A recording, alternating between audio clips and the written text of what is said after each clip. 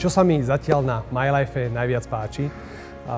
Ľudia by štandardne možno odpovedali, že sa im páčia nové podmienky, nové možnosti a spolupartnerstvo a všetky tie veci, ktoré chodia po trhu, ale ak môžem za seba povedať, tak úplne moja najväčšia srdcovka, ktorá sa mi najviac páči, je tá energia, ktorá aktuálne tu ide z ľudí, ten proste výbuch nadšenia, výbuch kreativity, výbuch chuti do práce, že zrazu budujú niečo svoje. Proste to spolumajiteľstvo je game changer. To, že majú podnikateľskú slobodu, že už nie sú v nejakej korporátnej klietke, v ktorej sme boli dosť počas komunizmu, keď tí ľudia museli sa zamýšľať nad tým, čo môžu, čo nemôžu, či za to im nebudú mať nejaké postihy. Potom v škole, kde sme stále museli sedieť potichu, tuto proste môžeš iba toto, keď nie, bude proste nejaký trest.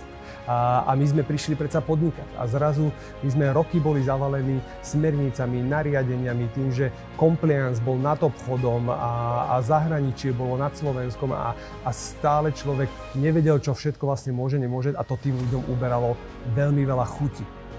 Takej podnikateľskej chuti a kreativity do práce a zrazu sme zistili, že ale tí ľudia nie sú starí, tí ľudia nie sú vyhorení, oni len boli proste v klietke. A teraz za 2 týždne toľko chuti a energie, čo okolo seba cítim, kreativity, zrazu projekty, ktoré sa roky nedali, zrazu všetko tí ľudia hľadajú možnosti, ako sa to dá, ako by mohli pomôcť. Za 3 týždne naprogramovaný software vďaka AI, ktorý nám generuje z finančných analýz finančné plány.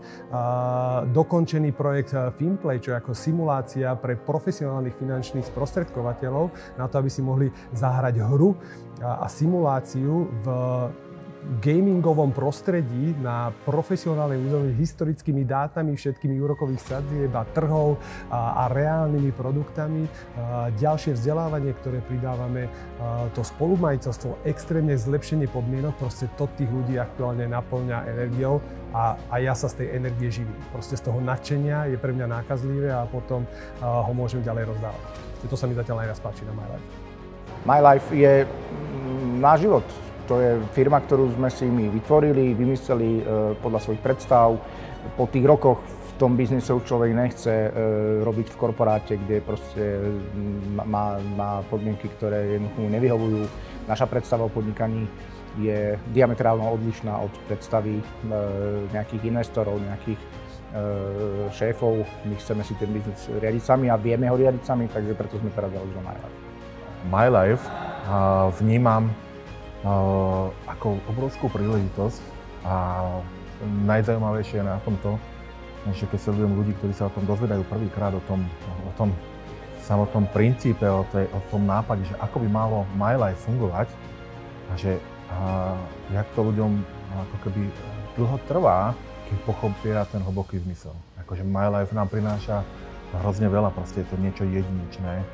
A ten spôsob vymysleť firmu, ktorá nepatrí nikomu, ale patrí nám a my si o tom budeme rozhodovať a vlastne to je niečo veľmi hlboké a veľmi silné. Takže ja to vnímam veľmi pozitívne a verím tomu, že mnoho ľudí na to potrebuje aj čas, aby pochopilo, že aká tá hĺbka skutočnosti je. Takže takto vnímam MyLife a je to neskutočná príležitosť na trhu. Na akú tému som sa dnes najviac tešil? No, tá odpoveď je pri mne okamžite jasná, pretože moja srdcovka posledný rok je umelá inteligencia a to, ako ju dávať do reálnej praxe finančného sprostredkovateľa a riaditeľa. To znamená, že nielen také tie teoretické školenia, ktoré ľudia majú, alebo ktoré ľudia si môžu pozrieť bezplatne niekde na YouTube alebo na nejakých konferenciách, kde sa učia základné prompty a základné generovanie nejakých obrázkov. My sme sa tu dnes učili, ako si vytvárať svojich vlastných AI asistentov na rôzne témy, napríklad kontrola kúpnej zmluvy. Pošle mi klient kúpnu zmluvu od právnika a chce, aby som mu pripomienkoval. Ja mám teraz pripomienkovať 10-15 strán a nemám právne vzdelanie a takto tá umelá inteligencia, keď je správne naprogramovaný GPT asistent, tak mi presne túto vec bude robiť. Kontrolór všeobecných poistných podmienok. Zadám tam zrazu 200 strán poistných podmienok alebo aj 3-4 rôzne poisťovne a tá umelá inteligencia ten asistent mi vie spraviť presné porovnanie výcud všetkých tých výluk a nemusím sa spoliehať na analytika človeka, na potenciálne staré analýzy, ktoré môžu byť na to, že či odviedol dobre tú prácu, a takíto asistenti na podporu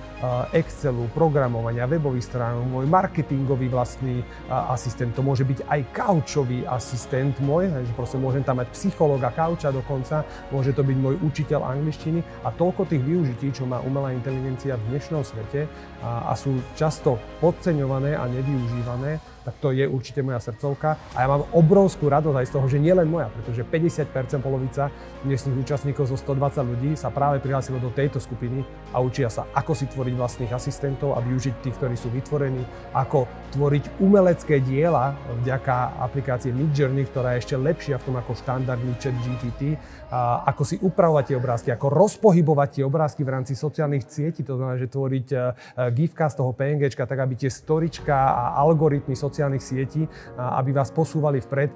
Toto sú moje srdcovky a ja verím, že toto je budúcnosť a tá účasť a dnešný záujem o to len potvrdzuje. Pre mňa je to, čo ma najviac baví, je komunikácia, je recruiting, je schopnosť učiť ľudí, aby vedeli mať vplyv, aby vedeli získavať tých správnych ľudí, ktorí môžu zmeniť život lepšiemu, aby dokázali získať kvalitné vzťahy, aby dokázali budovať dôveru. A najviac som sa teda naozaj tešil samozrejme na ľudí, ktorí dneska tu boli, ale takisto na to, že cítim veľkú takú silnú dynamiku a energiu, keď sa naozaj niečo tvorí a človek môže tvoriť niečo, čo je podľa jeho predstav, tak je to veľmi, veľmi silný moment. Páči sa mi vlastne, ťažko si aj vybrať, pretože tie témy sú zamerané veľmi aktuálne. Sú moderné, čiže všade sú spomínané tie technológie umelej inteligencie a práca s nimi, to je veľmi zaujímavá téma.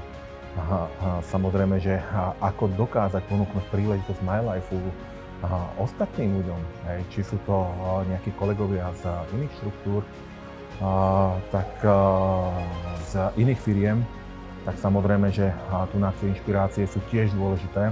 Takže ja som mal veľmi veľký problém si vybrať, ktorú tému budem počuť osobne, ale som rád, že všetky témy sa nahrávali a viem si v podstate pozrieť všetky tri a hlavne aj tú tretiu o investíciách, keďže to pravdepodobne do budúcnosti naozaj bude to gro toho sprostredkovania.